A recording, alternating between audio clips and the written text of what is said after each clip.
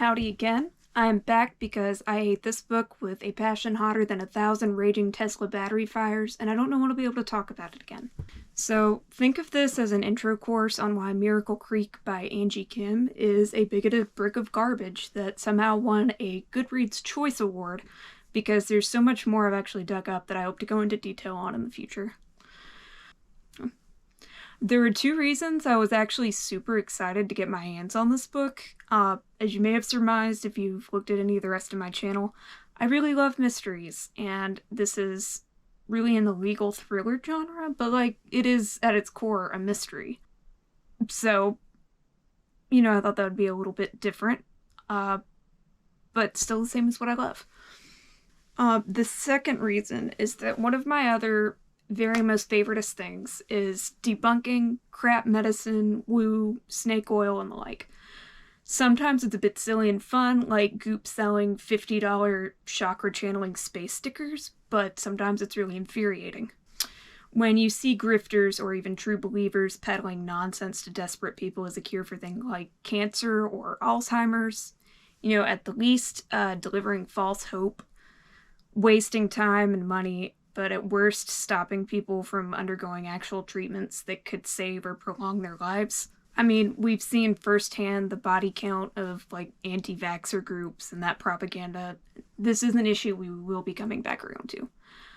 There's also the really extreme discrimination against disabled people that this anti-science sphere often incites. What ails you is due to your failure to live a healthy life with this enlightened mindset. It's because of your embrace of 5G cell phones and processed foods. And what ails you is sometimes a call that you don't even get to make yourself. This has very much been the case for rhetoric coming from this crowd where autistic people are concerned here. They think it needs to be cured and that they're expensive, abusive, and often just flat-out dangerous treatments are the remedy. So when I read the back flap for this book, I thought I was getting a 2-in-1, mystery, pseudoscience punching novel that may as well have been written expressly for me. Here is the Goodreads blurb to give you an idea of what I thought I was getting into. In a small town in Virginia, a group of people know each other because they're part of a special treatment center, a hyperbaric chamber that may cure a range of conditions from infertility to autism. But then the chamber explodes, 2 people die, and it's clear the explosion wasn't an accident. A showdown unfolds as the story moves across characters who are all maybe keeping secrets, hiding betrayals. Was it the careless mother of a patient? Was it the owners hoping to cash in on a big insurance payment and send their daughter to college? Could it have been a protester trying to prove that the treatment isn't safe?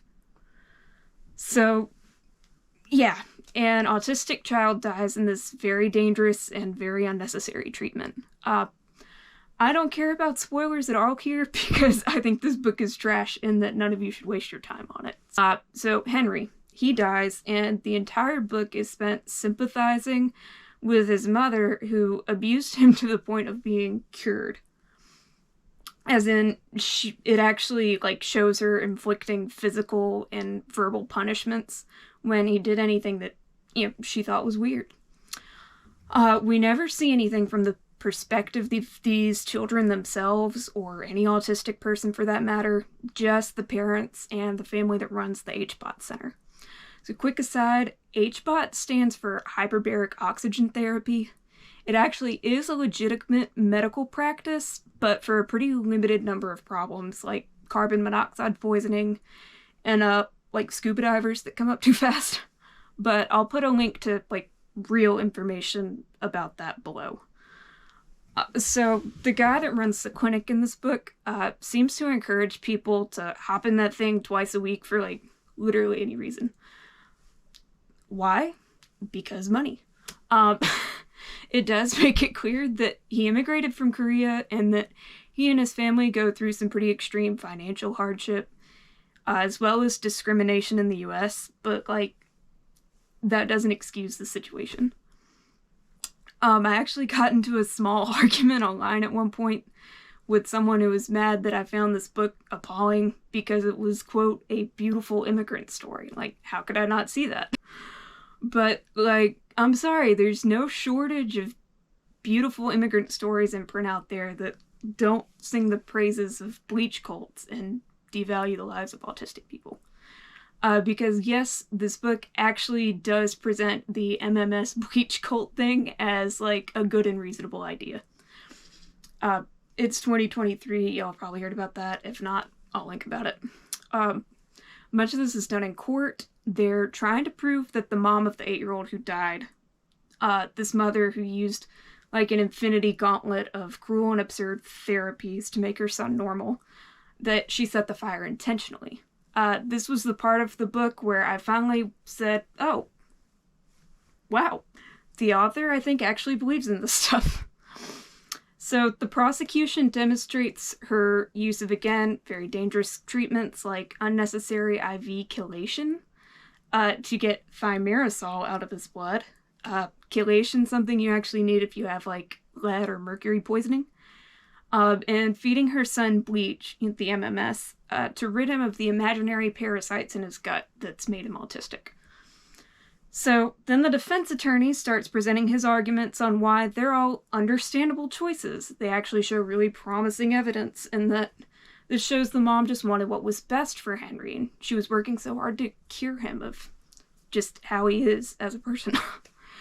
So, I'm flipping pages. I just keep waiting for the prosecution to come back and just, like, eviscerate this dork. Like, nerd smackdown. Here he is with a steel chair of scientific literacy and reason.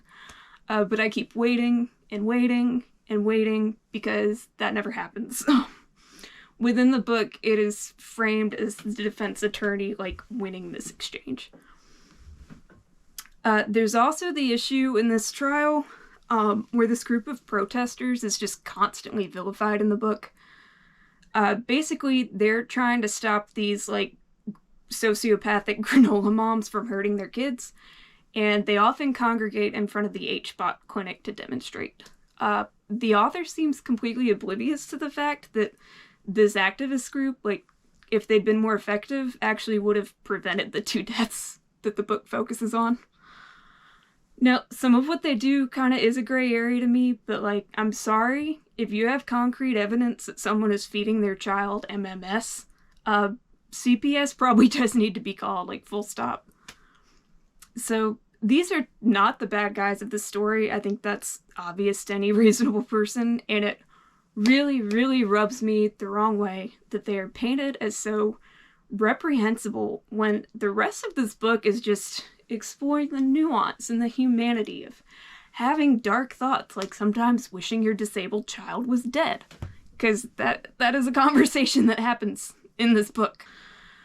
And I know there's like a syndrome right now in book commentary of thinking that any idea or behavior in a story is endorsed by the author unless they like very explicitly point out in the narrative to say like, hey, that's bad, that's wrong. While there is a little bit of nuance in the book that made me question the motives behind it at times, there was nothing substantial I could see, like, either on the lines or in between them that does even a little bit to really condemn these ideas. It was really confirmed for me when I got suspicious and, I looked up interviews with the author. I found out the story was inspired by mothers she met at an HBOT clinic, some of whom became her friends. And they were trying to cure their children of autism, which you don't need to do. So while she doesn't enthusiastically endorse all the behavior, like, there's a tacit approval, and I find that extremely unacceptable. At the end of the day, these aren't just silly, goofy time wasters that make parents feel better even if it's not doing anything for the kids. These attitudes cause very real and lasting damage to autistic people. It's stigmatizing, it's emotionally damaging, and in a lot of cases, it's just flat out physically perilous for them. I really, really don't know how this book has received so much critical acclaim, or the Goodreads Choice Award that I mentioned earlier. I don't know if those readers were just, like, optimistic and naive about the author's messaging, which, I could respect, or if they thought it was, like, automatically woke because part of it was about an immigrant family's trauma, which, that part I'm fine with. But this author had choices, and she made some very, very poor choices. Like, writing a book is hard, but, like, not endorsing the bleach cult should be pretty easy. I'll put extra material down below, because like I said, I went down a whole rabbit hole on this, and I'd like to do a better planned version in the future that incorporates more of that material, but we'll see what happens. So, till then, take care and happy reading.